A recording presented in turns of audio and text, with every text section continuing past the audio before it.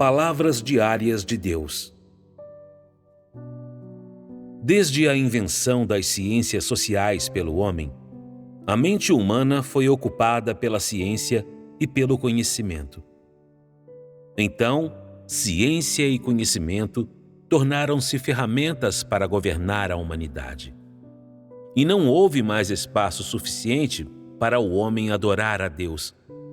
Não houve mais condições favoráveis para a adoração a Deus. A posição de Deus decresceu ainda mais no coração do homem. Sem Deus no coração, o mundo interior do homem é escuro, vazio e sem esperança. Subsequentemente, muitos cientistas sociais, historiadores e políticos surgiram para elaborar teorias de ciências sociais, a teoria da evolução humana e outras que contradizem a verdade de que Deus criou o homem, para encher o coração e a mente humana. E dessa forma, aqueles que acreditam que Deus criou todas as coisas são cada vez mais raros. E aqueles que acreditam na teoria da evolução se tornaram ainda mais numerosos. Mais e mais pessoas consideram os registros da obra de Deus e de suas palavras na era do Antigo Testamento como mitos e lendas. No seu coração, as pessoas se tornam indiferentes à dignidade e à grandeza de Deus, ao princípio de que Deus existe e mantém domínio sobre todas as coisas. A sobrevivência da humanidade e o destino de países e nações não têm mais importância para elas.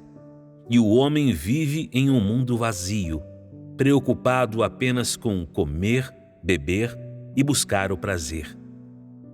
Poucas pessoas tomam para si a tarefa de procurar onde Deus realiza a sua obra hoje, ou de descobrir como ele preside e organiza o destino do homem.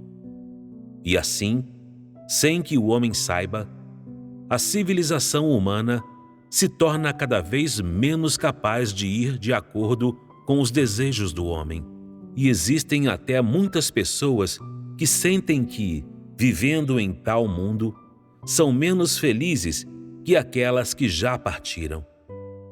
Até pessoas de países que costumavam ser altamente civilizados expressam tal descontentamento. Pois sem a orientação de Deus, não importa quanto governantes e sociólogos quebrem a cabeça para preservar a civilização humana, tudo isso é em vão. Ninguém pode preencher o vazio no coração humano, pois ninguém pode ser a vida do homem e nenhuma teoria social pode libertar o homem do vazio que o aflige. A ciência, o conhecimento, a liberdade, a democracia, o lazer e o conforto. Tudo isso representa apenas um consolo temporário. Mesmo com essas coisas, o homem ainda peca e lamenta inevitavelmente as injustiças da sociedade. Tais coisas não podem restringir a ânsia e o desejo humano de explorar. Isso porque o homem foi feito por Deus, e os sacrifícios e as explorações sem sentido do homem só podem levar a mais aflição e só podem fazer o homem existir num estado constante de medo, sem saber como enfrentar o futuro da humanidade, nem como encarar a senda que tem pela frente. O homem vem até a ter medo da ciência e do conhecimento, e temerá ainda mais o sentimento de vazio dentro. Neste mundo, independentemente de estar vivendo em um país livre ou em algum sem direitos humanos, você é totalmente incapaz de fugir do destino da humanidade. Quer seja governante ou governado, você é totalmente incapaz de fugir do desejo de explorar a sina, os mistérios e o destino da humanidade. E muito menos é capaz de fugir do desconcertante senso de vazio. tais fenômenos, que são comuns a toda a humanidade, são chamados fenômenos sociais pelos sociólogos. Mas nenhum grande homem pode surgir para resolver esses problemas. Afinal, o homem é apenas homem, e a posição e a vida de Deus não podem ser substituídas por homem nenhum.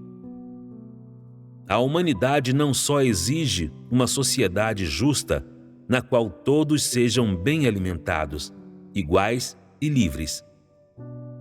Aquilo de que a humanidade precisa é a salvação de Deus e sua provisão de vida para todos.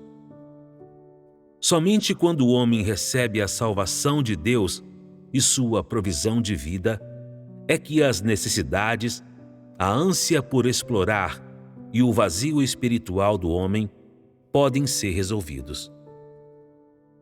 Se as pessoas de um país ou de uma nação forem incapazes de receber a salvação e o cuidado de Deus, então tal país ou nação trilhará a estrada para o declínio, para a escuridão, e será aniquilada por Deus. Talvez seu país seja próspero hoje em dia, mas se você permitir que seu povo se afaste de Deus, então seu país se verá cada vez mais despojado das bênçãos de Deus. A civilização do seu país será cada vez mais pisoteada, e não tardará para que as pessoas se ergam contra Deus e amaldiçoem o céu. E então, sem que o homem saiba, o destino de um país será levado à ruína. Deus erguerá países poderosos para lidar com aqueles que foram amaldiçoados por ele, e pode até varrê-los da face da terra. A ascensão e a queda de um país ou nação são determinadas pelo fato de seus governantes adorarem a Deus ou não, e se eles levam o povo a se aproximar dele e a adorá-lo. E ainda assim, nesta era final, porque aqueles que verdadeiramente buscam e adoram a Deus são cada vez mais escassos, Deus concede um favor especial aos países nos quais o cristianismo é a religião oficial. Ele os reúne para formar o campo relativamente justo do mundo, enquanto os países ateus ou aqueles que não adoram o Deus verdadeiro se tornam oponentes do campo justo. Dessa maneira, Deus não só tem um lugar na humanidade no qual conduzir sua obra, como também ganha países que podem exercer autoridade justa, de modo a impor sanções e restrições àqueles países que resistem a ele. Apesar disso, porém, ainda não existem mais pessoas se apresentando para adorar a Deus, porque o homem se afastou muito dele, e o homem se esqueceu de Deus por tempo demais. Só restam na terra países que exercem a justiça e resistem à injustiça. Mas isso está longe dos desejos de Deus, pois nenhum governante permitirá que Deus presida o povo de seu país, e nenhum partido político reunirá o povo para adorar a Deus. Deus perdeu seu lugar legítimo no coração de cada país, de cada nação, de cada partido governante e até no coração de cada pessoa.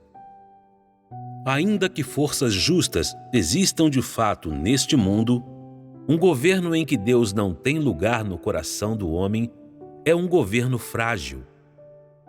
Sem a bênção de Deus, a arena política cairá em desordem e se tornará incapaz a resistir a um único golpe.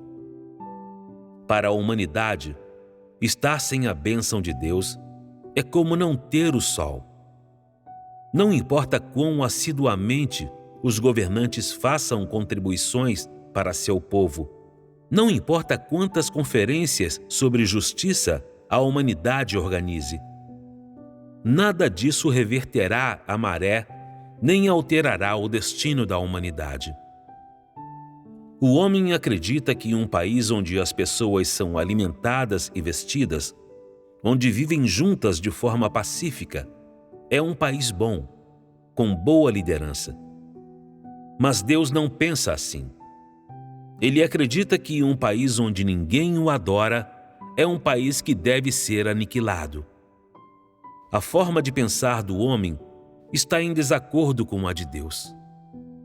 Assim, se o chefe de um país não adora a Deus, então o destino desse país será trágico e o país não terá destino.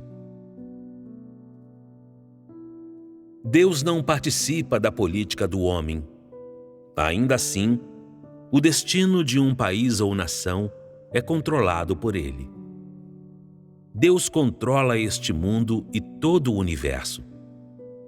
O destino do homem e o plano de Deus estão intimamente relacionados, e nenhum homem, país ou nação está isento da soberania de Deus.